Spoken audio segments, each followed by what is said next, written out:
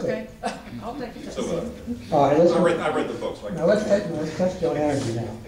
Okay, there is an economic thesis that says that if you have abundant, low-cost energy, you have a thriving economy. Do you agree with that? Well, we have abundant low-cost energy in West Virginia. No, we don't. But well, go ahead. All right, Yeah, we do. now let me ask you a question.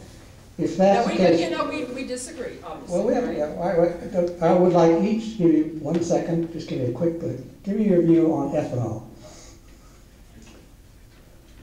I think that it is not what everybody thinks it is. No, tell me, no, your honest opinion. What do you think ethanol is in terms of what the politicians say it is? I don't think ethanol works. I don't think ethanol is all that it is cracked up to be.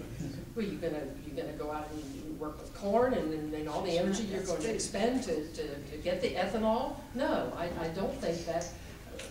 I won't get into carbon sequestration either, but a lot of these solutions aren't nearly what people think they are. All right, Mark. Ethanol is an example. It's a well-meaning example, but it's an example. Again, I'm going back to compassionate government. Ethanol is an example of a government subsidy. You know, a government interfering in the private sector to solve what they consider a perceived problem. If we back off, let the private sector work out the energy problems, they'll be better at it than government. Again, government interference by its nature, and energy is really a private sector problem.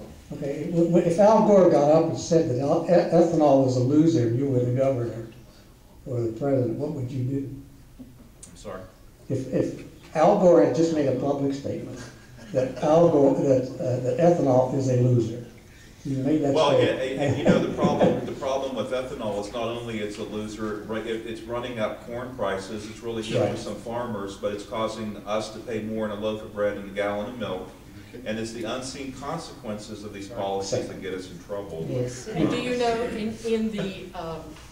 in one of the big bills that was just passed, in the United States Congress, there are continued subsidies for ethanol in the farm states. Absolutely, absolutely. Millions of dollars in subsidies. Let me tell you the parallel. The parallel is when I drove into West Virginia on Route 77, there is a big sign up there that says clean carbon neutral coal.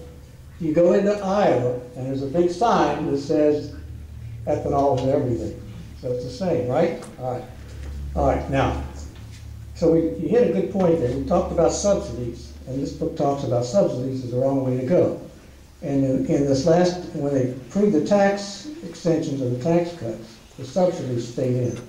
Okay, so I just mentioned that. And we pay, in our taxes, each of us, each time you buy a gallon of gasoline here, you're putting 45 cents a gallon of your tax money as a tax subsidy for that. In addition, you're paying more for the stuff, for the material, and you're paying a highway tax. So it's a compound tax on the subsidy.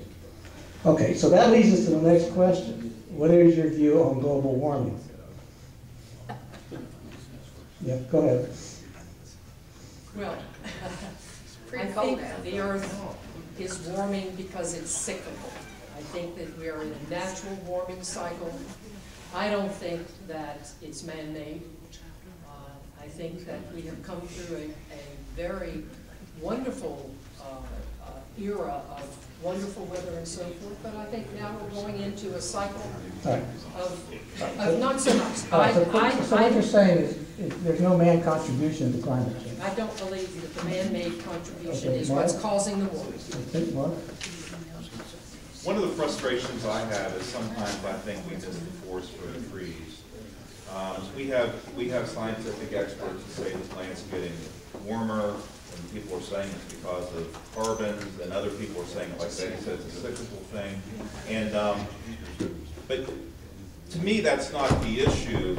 I mean, talking about our environmental condition. I'm 53 years old. I remember when I was, and Betty, Mike, if you live in the Canal Valley, you'll remember this. I remember when I was 8 or 9, and we'd be driving down I-64 from Charleston into Putnam County. We would cross the Nitro Bridge, and we would hold our breath from the nitro side to the other side because the air stunk so bad we couldn't breathe it. I remember when the Kanawha River used to catch on fire when I was a kid. I remember being in Winfield, West Virginia, and they would drink water out of the river and it stunk.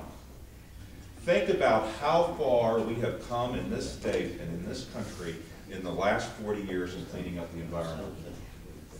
Just think about it. We have come a long way. And I'm a conservative Republican, and I believe we do have to protect the environment, and I want a clean environment. But you know what? We were doing fine until Obama became president of the United States. We have continuously improved the condition of our environment in the last 40 years with stable, balanced policies, you know, and then all of a sudden, when the Obama administration came in, the world is, you know, the sky is falling, global warming, and then we get into a political agenda of killing coal and doing solar.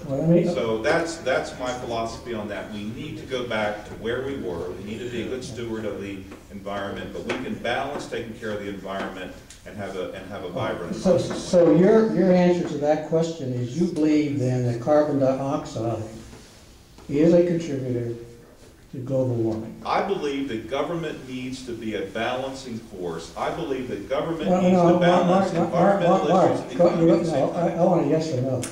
What's the question then? Is carbon dioxide, which is what we're going after by EPA, a contributor to climate change?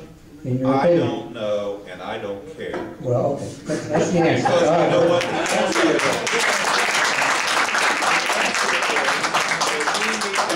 policies that balance taking care of the environment and balancing our need to have a prosperous economy at the same time, and we can do it without debating whether or not carbons are making the world food. Well, okay, well now let's go. Now we get this is going to get good now. Okay. All right, since you don't believe in that.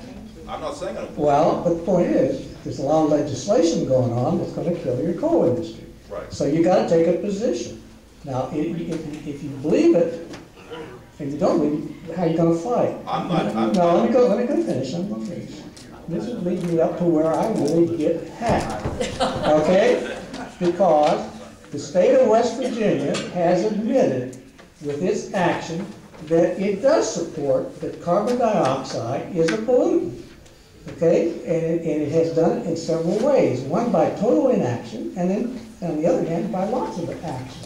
And this really bothers me because this says that we don't know what the hell we're doing. I have to be a technical person, and I have looked at this debate, and I will assure you from the data I've seen and thousands of other people out there that this thing is a hoax.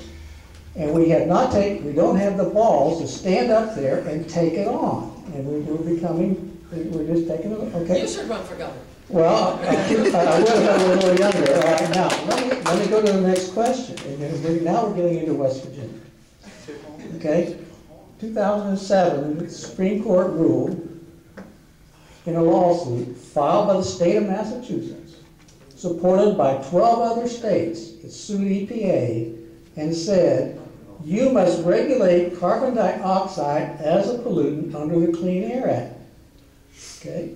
Where was West Virginia in that lawsuit? There were 10 states. EPA said it is not a pollutant.